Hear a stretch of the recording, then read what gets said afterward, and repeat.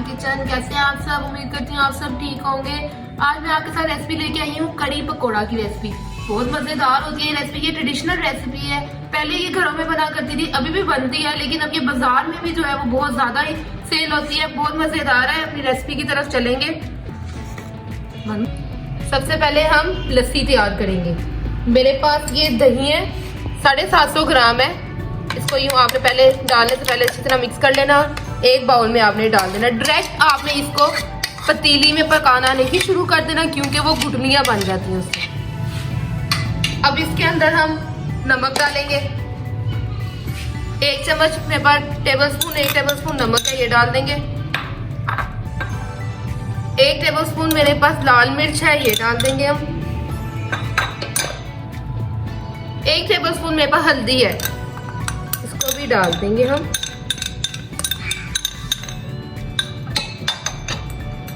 अब हम इसमें पानी डालेंगे, ये देखिए आप।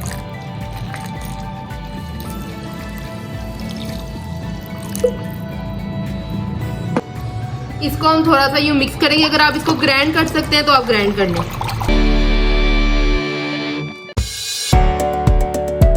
मेरे पास 300 ग्राम बेसन है, ये मैं इसमें डाल दूंगी।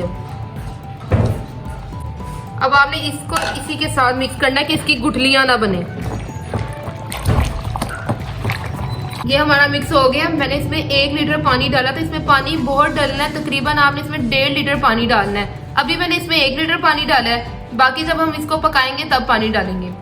इसमें मैं साथ ही 1 प्याज मीडियम साइज का मैंने ये काट लिया हुआ, ये भी हम शामिल करेंगे।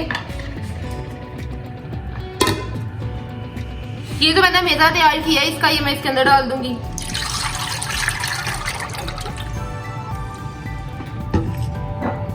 इसमें हम थोड़ा सा पानी और डालेंगे। 1 लीटर मैंने डाल दिया था, ये आधा लीटर मैंने और डाल दिया इसमें। अब ये जो मेरा प्याज है, इसको मैंने यूं काट लिया, ये आपने ऐसे ही डालना है। इसको अब हम चूल्हे पे रखेंगे। अब हम फ्लेम को ऑन करेंगे।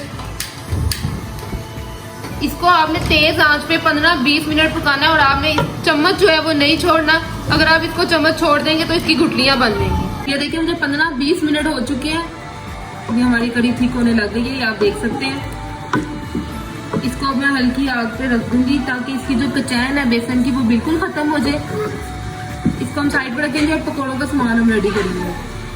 पकौड़ों का सामान जो है वो मैंने ये प्याज जो है ये काट लिया था इस तरह। मेरे पास 3 प्याज थे मीडियम साइज के, मैंने यूं काट लिए थे। और मेरे पास 2 आलू हैं, यूं इसको मैंने छोटा छोटा जो है वो काट लिया। 2-3 हरी मिर्चें मैंने डाल ली हैं। इसमें हम सारी चीजें डालते जाएंगे। हरा धनिया डाल देंगे। हरा धनिया जो होता है उसकी खुशबू बहुत मजेदार होती है। बाकी सारी चीजें ऐड करते जाएंगे। आधा चम्मच नमक डालेंगे। आधा चम्मच हम लाल मिर्च डालेंगे। हम मसाले इसलिए कम डाल रहे हैं क्योंकि हमने करी में भी मसाले डाल दिए हैं। आधा चम्मच दादर मिर्च डाल देंगे हम। 1 चम्मच हम जीरा डाल देंगे। 1 चम्मच सूखा धनिया डाल देंगे हम। थोड़ा सा हम ये मीठा सोडा है ये ऐड कर देंगे इसमें। गरम मसाला हम आधा चम्मच ये भी शामिल कर देंगे। अब हम इसमें बेसन डालेंगे। बेसन मेरे पास 500 ग्राम है।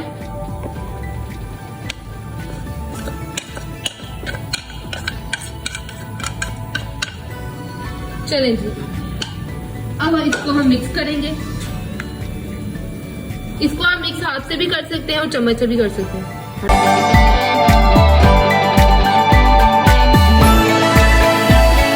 इसको मिक्स कर लिया, अब हम इसको फ्राई करेंगे।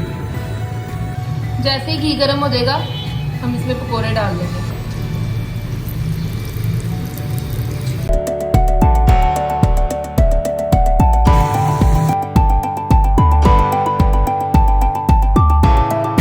पकोड़े हमारे रेडी हो गए। अब हम इसको करी में डालेंगे।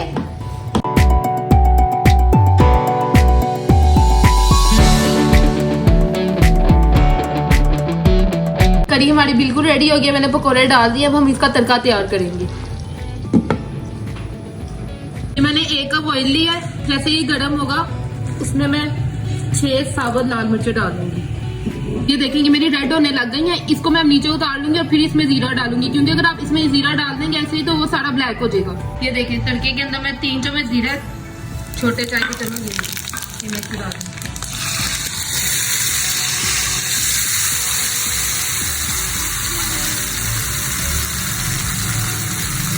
ये देखिए करी हमारी बिल्कुल रेडी हो गई। इसको मैंने तड़का भी लगा दिया, बहुत मजेदार है ये। मेरी और वीडियोस को देखने के लिए मेरे चैनल को लाइक करें, सब्सक्राइब करें, बेल आइकन पे क्लिक करें। अपना बहुत सारा ख्याल रखिएगा। अल्लाह हाफिज।